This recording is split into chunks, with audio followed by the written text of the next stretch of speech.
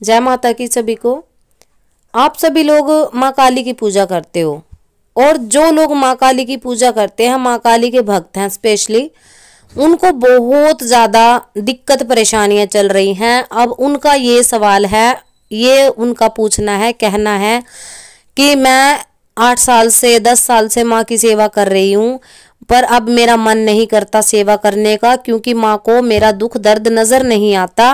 और इतने वर्ष हो गए हैं कि मुझे दिया बत्ती करते हुए, व्रत करते हुए, पूजन करते हुए उनको लौंग कपूर का भोग दे रही हूँ। मेरे घर में चाहे खाने को रोटी ना, उनके लिए घी जरूर आता है, घी का दीपक भी उनका लगाती हूँ, मैं व्रत करती हूँ, मैं काली चालीसा भी पढ़ती हूँ, परंतु मेरे भाग्य का जो है उदय नहीं हो पा रहा है। मैं जितना अधिक पूजा पाठ कर रही हूँ, मेरा शरीर भी उतना ही खराब हो रहा है। मेरे घर के सभी कार्य, हमारे जो आर्थिक जो स्रोत थे वो भी बिल्कुल बंद हो चुके हैं। हम पैसे पैसे के लिए मोहताज हो चुके हैं। ऐसा क्यों है? तो ऐसा होने का कारण है बाबू, आपके घर में कोई ना कोई नेगेटिविटी है।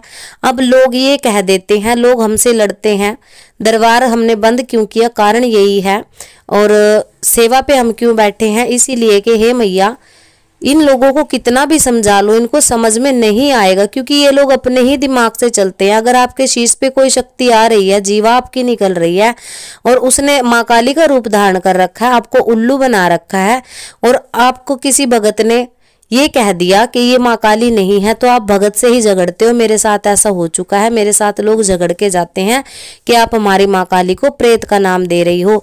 तो आप खुद से विश्लेषण कीजिए, आप पढ़े लिखे लोग हो, आप समझदार लोग हो, अगर आपके ऊपर कोई शक्ति आ रही है और वो आपके कष्ट कम करने की बजाय दुगना बढ़ा रही है, आप जितना अधिक पूजा पाठ करते हो आपको उतना अधिक कष्ट आता है। जीवा निकाल लेती है, मुझे लौंग दो, मुझे बताशे दो, मैं ये कर दूंगी, मैं वो कर दूंगी, तो वो प्रेत शक्ति है जिसने माँ काली का रूप धारण कर रखा है।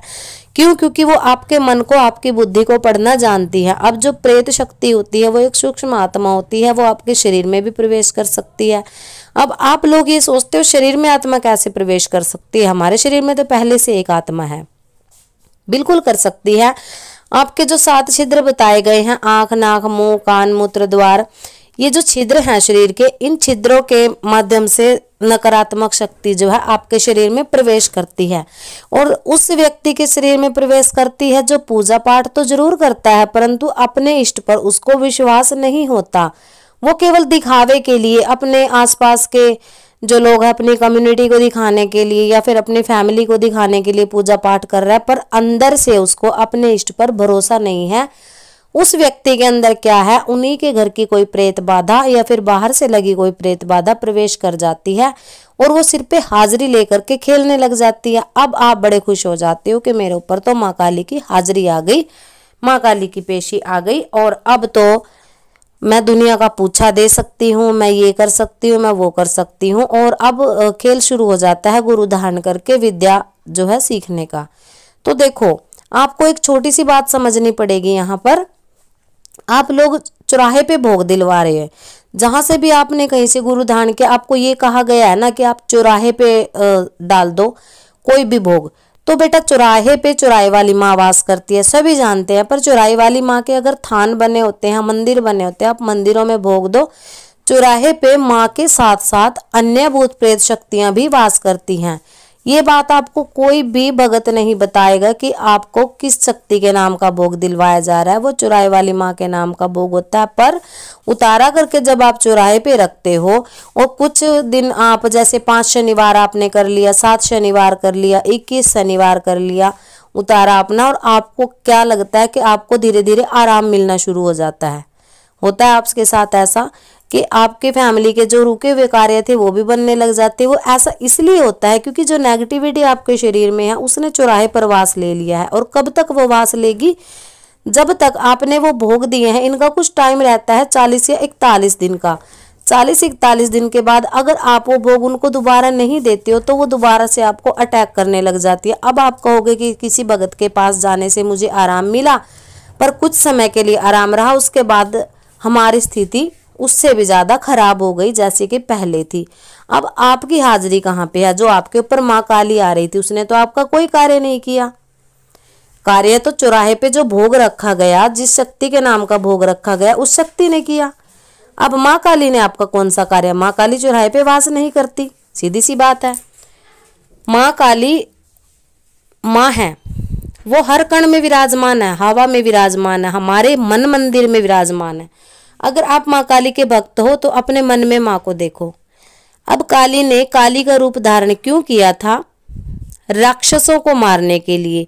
तो आजकल लोग कहते हैं राक्षस तो आजकल है ही नहीं, राक्षस हैं हमारे अंदर के विकार, हमारे अंदर के विकार, हमारे अंदर की नकारात्मकता, वो ही राक्षस हैं। अब कुछ लोग ये बोलते हैं कि महाविद्याओं की सेवा करने से जो है भूत बाधा भाग जाती है, और इसीलिए लोग स्पेशली माँ काली को बहुत ज्यादा पसंद करते हैं कि हम भी अगर माँ काली की सेवा करें तो भूत बाधा भाग जाएगी। देखो बेटा, अगर आप माँ काली की सेवा करते हो, जितना भी आप भक्ति करोगे वहां पर प्रेत बाधा उत्पन्न होगी। क्यों उत्पन्न होती है? वो अपना भला करवाना चाहती है आपके माध्यम से। क्यों? क्योंकि आप भक्ति करते हो। अब जो प्रेत आत्मा होती है वो भक्ति नहीं कर सकती, उसके अधिकार क्षेत्र में ये चीज नहीं आती। अब वो अपनी मुक्ति के लिए या स्वयं को खाने पीने के लिए, क्योंकि वो भूखे हैं, प्यासे हैं, तो वो हमारे शरीर में, जो व्यक्ति पूजा पाठ कर रहा है उसके शरीर में आकर के भोग ग्रहण करते हैं। पर अगर आपका तपोबल ज्यादा है, आपका मनोबल मजबूत है, तो आपके अंदर कोई भी नकारात्मक शक्ति प्रवेश नहीं कर सकती। हाँ, ये होता है, कई बार आपने देखा होगा कि जब आप अपनी पूजा पाठ बढ़ा देते हो, कोई सेवा करते हो, अखंड ज्योत आपने जलाई, उसके कुछ दिन बाद आपके कार्य बिगड़ने शुरू हो जाते हैं, आपको बहुत ज्यादा तकलीफ आने शुरू हो जाती है। इसका कारण यही होता है कि जो घर की अन्य शक्तियां हैं अब वो जागृत हो गई हैं। पहले तो वो आराम से बैठ करके खा रही थी माँ का नाम लेकर के या किसी का भी नाम लेकर के, पर अब क्योंकि शक्ति की ज्योत वहां पर जली तो उनको तकलीफ हुई, अब वो प्रकट हो गई। आप लोगों ने उनके निमित्त माँ के भोग में कुछ भी नहीं रखा, आपने केवल माँ को भोग दिया, आपने उनको भोग नहीं दिया। अब वो शक्तियां कौन है? वो आपके पितृ शक्तियां हैं। पितृ वो कब बनते हैं? जब आप उनको कर्मकांड करवा करके, उनको स्थान दे करके पूजना शुरू करते हो। कुछ समय, साल 2 साल उनकी आप सेवा पूजा करते हो तो वो आपको धन धान्य से भर देते हैं। अब कुछ लोग कहते हैं पितृ नाम की कोई चीज नहीं होती। हम कहते हैं कि अगर आप पितरों को पूज लोगे तो आपको किसी को पूजने की जरूरत ही नहीं पड़ती। ये सच्चाई है। और अगर आप पितरों के बारे में पढ़ना चाहते हैं तो आप अथर्ववेद पढ़िए। अथर्ववेद में पितरों के बारे में बहुत ज्यादा लिखा हुआ है कि किस चीज से इनको शांति मिलती है, कैसे इनका कर्म करना चाहिए, क्या हमें इनके निमित्त कर सकते हैं। बहुत ज्यादा आपको अथर्ववेद में इसका जो है वर्णन मिलता है। तो जो लोग बोलते हैं ना कि पितृ प्रेत कुछ नहीं होता, भाई होता सब कुछ है, ऐसी बात नहीं है। तो भैया सबसे पहले आप अपने घर की जो नकारात्मक शक्तियां हैं पहले उनको शांत करो, उसके बाद आप कोई सेवा पूजा करने की सोचो तो आपको उसका फल भी अवश्य ही मिलता है। तो ये छोटी छोटी जानकारियां जो हैं आप लोगों के लिए लेकर के आते रहते हैं। चैनल को आप सब्सक्राइब जरूर किया करें, वीडियो शेयर किया करें, क्योंकि जानकारी के अभाव में बहुत सारे लोग गलत रास्ते पे चले जाते हैं। तो आप भी पुण्य का कर्म जो है कमा सकते हैं। तो सभी को जी जय माता की।